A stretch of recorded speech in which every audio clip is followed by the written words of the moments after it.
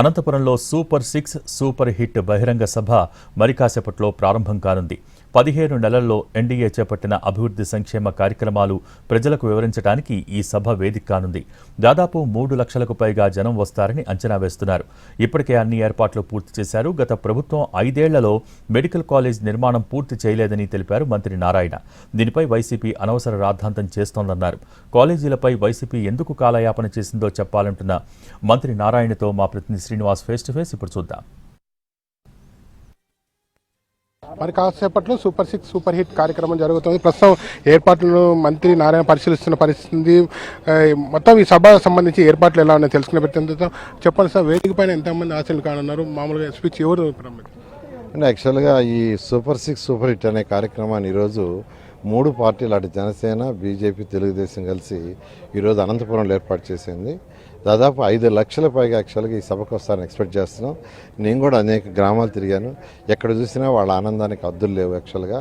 అందువల్ల దానికి సంబంధించి పార్కింగ్ కానీ, డ్రింకింగ్ వాటర్ కానీ అన్ని ఏర్పాట్లు అయినాయి.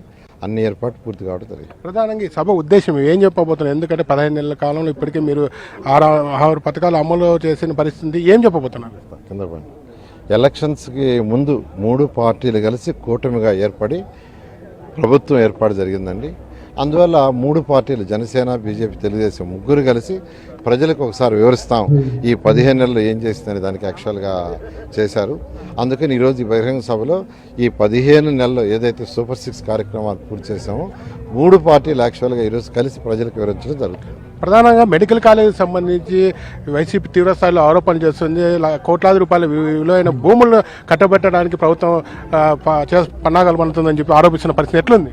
వాళ్ళకి అసలు డెవలప్మెంట్ చేయటం అంటే తెలిస్తే కదండి. ప్రజలకు సంక్షేమం చేయాలా, డెవలప్మెంట్ చేయాలా.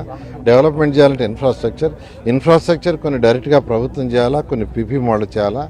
ఎందుకంటే ఆ రోజు వాజ్పేయి గారు ఉన్నప్పుడు ప్రైమ్ మినిస్టర్గా Nellore to Chennai road first road, ఇండియాలో ఫస్ట్ రోడ్డు వచ్చింది పీపీపీ మోడల్లో నెల్లూరు టు చెన్నై.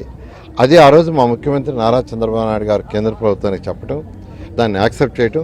అది జరిగిన తర్వాత ఈరోజు భారతదేశంలో ఉన్న ఈ రోడ్లన్నీ వచ్చినాయి. అలా మా ముఖ్యమంత్రి గారు వారి యొక్క విజన్తో ఈరోజు ముందుకు పోతారు. ఆ విజన్తోనే ఈరోజు యాక్చువల్గా ఇన్ఫ్రాస్ట్రక్చర్లో కూడా పోతున్నారు. దాన్ని వాళ్ళు భరించలేక ఏం మాట్లాడుతున్నారో వాళ్ళకే తెలియటం. వైపు యూరియా కొరత ప్రధానంగా, అలాగే మెడికల్ కాలేజ్ మీరు కట్టబెట్టడానికి తీరంగా మెడికల్ కాలేజ్ పీపీ మోడల్లో చేయడానికి మీరు ఓకే చెప్తున్నారు. అంటే 14-19లోనే పీపీ మోడల్లో కొన్ని చేయడం జరిగిందండి. యాక్చువల్గా దాంట్లో తప్పులేదు. ఎందుకంటే ప్రజలకు సేవ చేయాలా, ప్రజలకు ఉపయోగపడాలా, ప్రజలకు మంచి ట్రీట్మెంట్ ఇవ్వాలా, ఇన్ఫ్రాస్ట్రక్చర్ అవ్వాలా, త్వరలో డెవలప్ కావాలా. గత ప్రభుత్వం ఇచ్చింది ఏది పూర్తి చేయాలా, అన్నీ ఆడ పడేసిపోయింది, ఒక్క పైసా ఇవ్వాలా. ఆ కేంద్ర ప్రభుత్వం ఇచ్చిన 4 రూపాయలు కూడా వాళ్ళు ఏంటంటే డైవర్ట్ చేశారు. ఇలాంటి గత 5 సంవత్సరాలు పూర్తి చేసినచ్చు కదా. వాళ్ళు చేయలేక ఆపేసిపోయినా ఈ ప్రభుత్వం వచ్చి ఇప్పుడు చేస్తుంది. సార్, ప్రధానంగా చెప్పండి, ఏదైతే ఉందో అసెంబ్లీకి ఏదో ప్రతిపక్ష హోదా ఇస్తే అసెంబ్లీకి వస్తామని చెప్పడాన్ని ఎలా చూస్తారు? ఎందుకంటే మాకు ప్రతిపక్ష హోదా ఇస్తేనే ఇప్పుడు ఏదైతే రోడ్డు పైన సమస్యలు మేము నిలదీస్తున్నామో అది అసెంబ్లీకి వచ్చి చర్చిస్తామంటున్నాం. అసలు ప్రజలు ఇవ్వాలి ప్రతిపక్ష హోదా, ఏం కాదు, ప్రజలు ఇవ్వాలా. వాళ్ళకి ప్రతిపక్ష హోదా ఇవ్వాలా. ఎందుకంటే వాళ్ళు చేసిన అరాచకానికి వాటికి ఇవ్వలేదు. అందువల్ల అసలు అడగ